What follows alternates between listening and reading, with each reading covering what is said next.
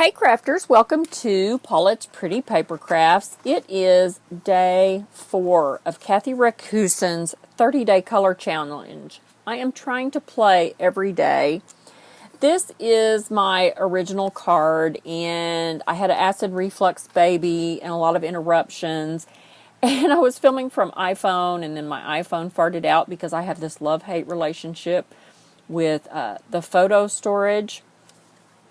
And I have a new grandbaby, and so I'm going to have to go and do some serious photo downloading just here in a little bit so I can take more pictures. So I've gone and done it again just with a smaller die, just maybe so we can get through a little bit quicker. I'm just going to lay that one right there. And we're just going to start playing. I've got a jar of water. I don't know if it's visible. It's not. And I've got some paper towel. I've also got an acrylic block that I'm going to put just my color. See if I can raise that up a little bit. Not really. I'm going to put some color on that. Maybe. We'll see. We'll see how it's not going too great so far. Okay, let's get started. In Kathy's video, she said start with your background first. So, wet the background area so that it will be ready to receive some ink or paint. I'm going to be using some Crayola Washable markers, and that's what I'm going to use for my ink color. And shortly I will be doing June's name tags, and I'm going to do my faux watercolor with them as well. So in the first card, I went around and wetted all the background areas, and they got too dry. So we're going to skip that. I also used a really light blue, and we're going to skip that because I liked the darker blue. And I don't think this is the right color, but we're just rolling on. So we're just going to drop this in here where all that water is and see what happens. I'm going to just go ahead and help it get up in there where I want to because it's already starting to bow. So I'm just going to go ahead and help it come up next to the flower and out here on the edge.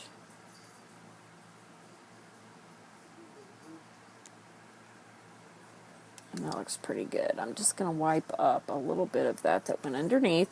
It won't matter what goes underneath because I'm going to be gluing it down pretty good.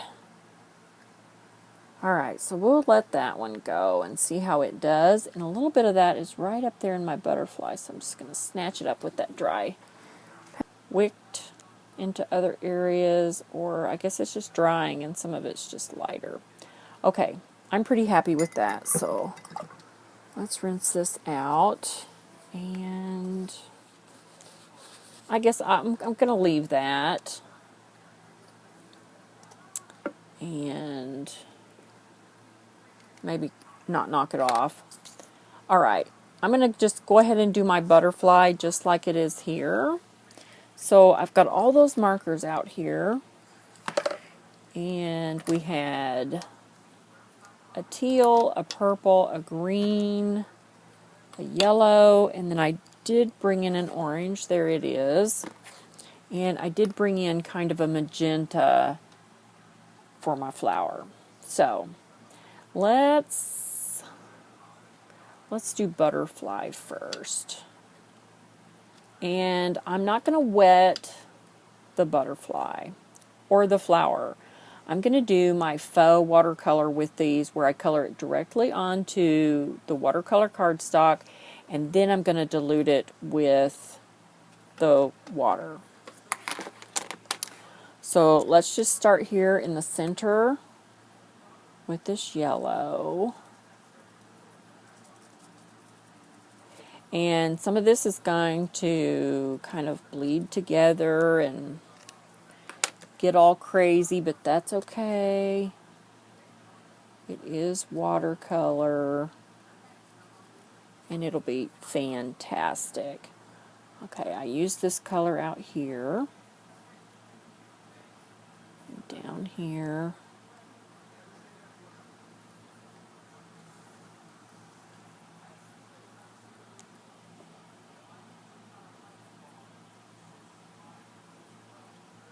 Okay, a lot of that's going to bleed and move when it goes. And then we have the orange. And I would like to kind of stay within. The problem for me, try not to touch that wet area because I just picked up some of that color. The problem for me was, where's the green? I can't talk and do anything at the same time, can you tell? Was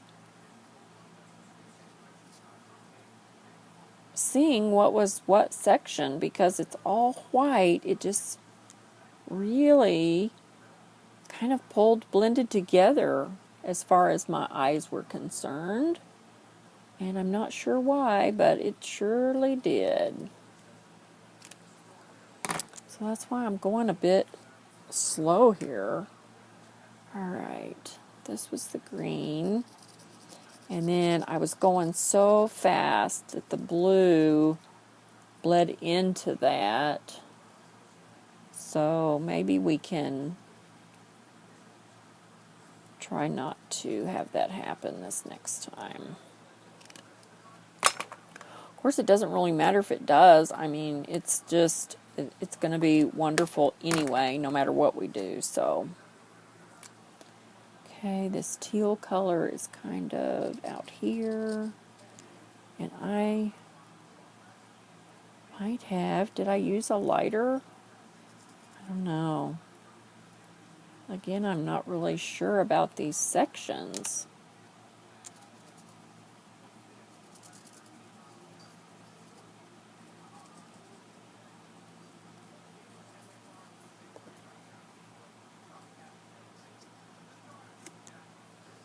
And I ended up using a really dark blue right down that line, and I don't know if I really need that this time since I guess let's just go ahead and do it. The dark blue's on the background. And I think I came back in and did some dark blue. We'll do it in a minute. So I'll just keep that to the side. And I'm just going to use my Aqua painter here to do that and kind of wipe it off. It's got some dark blue in it from the first card. And we're just going to go by sections. So let's just start with this yellow.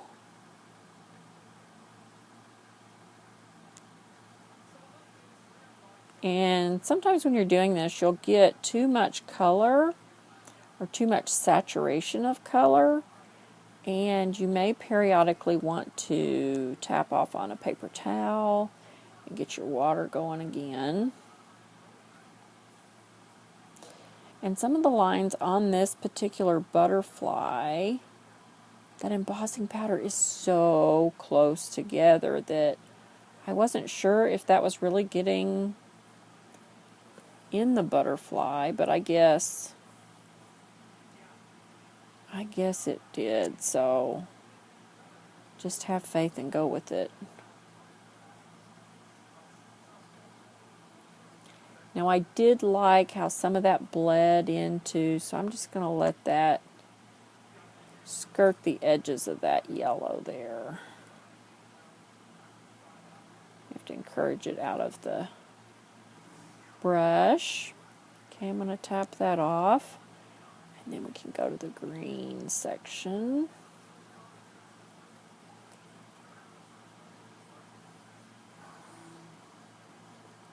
Okay, I'm going to go ahead and tap that off and work on this green side.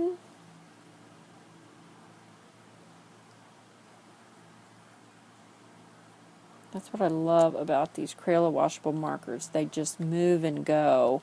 Alright, I'm going to go over here to the outside and we'll let some of those start to dry a little bit. One thing I did want to mention, apparently my butterfly stamp was not very clean, and every time I put the embossing ink on it and stamped, I got a gray impression, and I was like, oh no, but it was okay because the white embossing powder covered it up. So I got a little bit of a gray impression on that one, and this one was really gray. But I was like, well, I'm just going to go ahead and do it and see what happens. And it did cover it up. It was still a little bit noticeable down on the edges, but not bad. So, and there some of that green got down because I wasn't sure where some of that is. So I'm just going to go ahead and put some of it down on that purple too.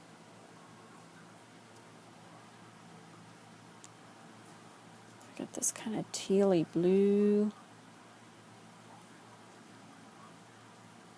Wonder if I should just go right in there with the, yeah. Because I was a little wishy-washy applying it. So let's just get, if there's any exposed, kind of got into that orange.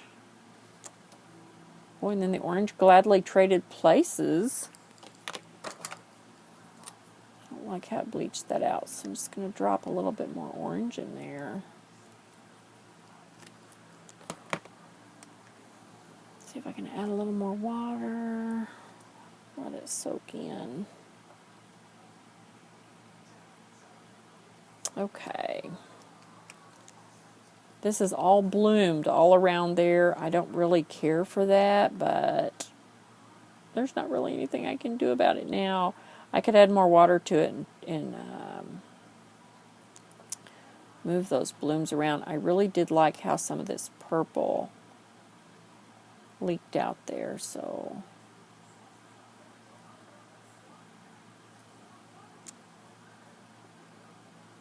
just help it get out there, make a shadow.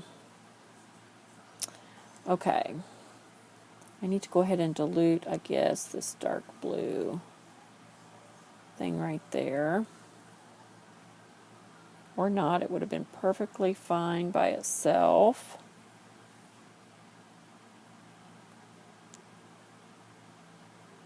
I'm just going to bring that purple out just a little bit. I'm going to let that dry a little bit, and then I will touch that with the paper towel, but I'm going to let as much of it soak in as it can. All right. My big flower was actually purple and dark blue.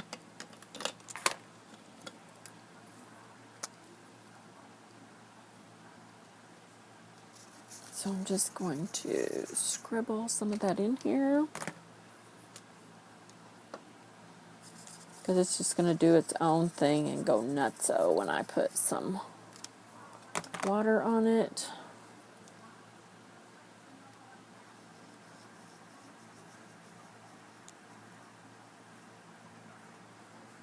I'll get rid of some of that purple and then go on to the blue areas.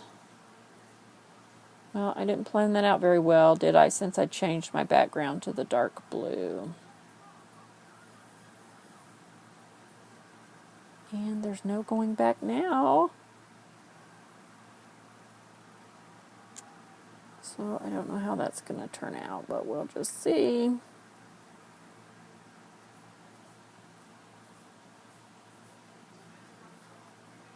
Okay, I'm just squeezing that and letting a little more water out so that that can just blend and do its little thing.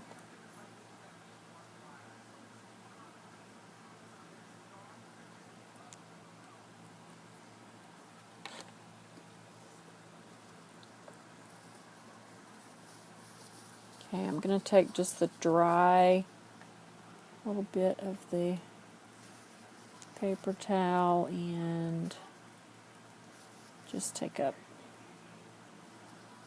some of that excess water, and then turn it to the other side and do the same thing.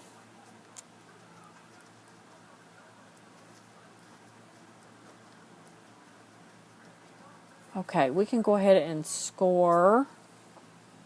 Gosh, I would really like some more of that dark blue in all my bloomy areas. Let's see if I can just take this big paintbrush and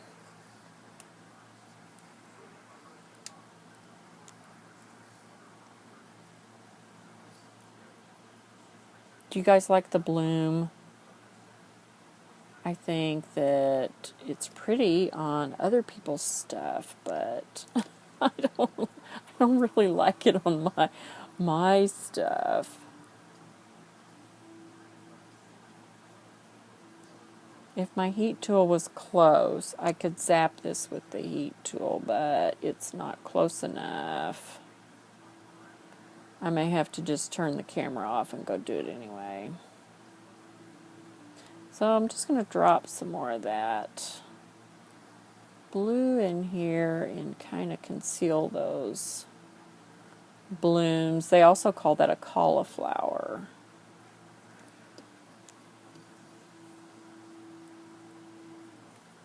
I didn't want to touch my flower, but I just did.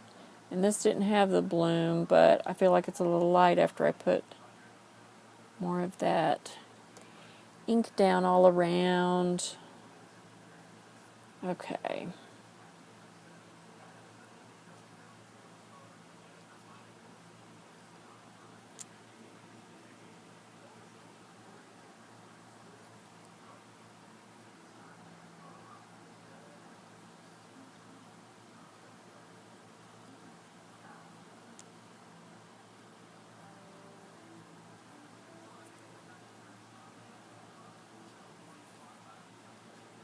And I forgot to get up there next to a rose. All right, I'm going to call that good. Okay, so I've got my white cardstock, and I'm just going to put it in this score tool and score it at 1/2 inch because you just don't have much of an edge on a circle there. So that's going to become the back panel, pressed towards the score, and crease, and get rid of that, and put some glue on it. I used this glue when I made my all-occasion Mother's Day card gifts, and really, really liked that. It just went forever and ever and ever, and I still have glue in my tube. And I made something crazy, like 200 cards. I'll have to sit down and count. I made a set of cards for myself as well. Because I was like, oh, if I'm designing all these cards, why don't I make a set for myself? And then I'll have all of these different occasions done as well. Okay, so there's my folding card, and I'm just going to tilt this a little bit and glue it down to this base too. So I'm going to put glue on this. I would really like to try the Beacon 3-in-1. A lot of people are using that and say that it has really good fast grab, holds great, so I'd really like to try it too. Okay, let's just make sure that my crease is at the top there. And this is tilted just a little bit. And I'm going to tamp it because these Spellbinder dies are perfectly circular all the way around. Some dies you get are not, and I think the difference is hand-drawn versus a computer-generated shape. I've got some heart dies that are not the same side to side, so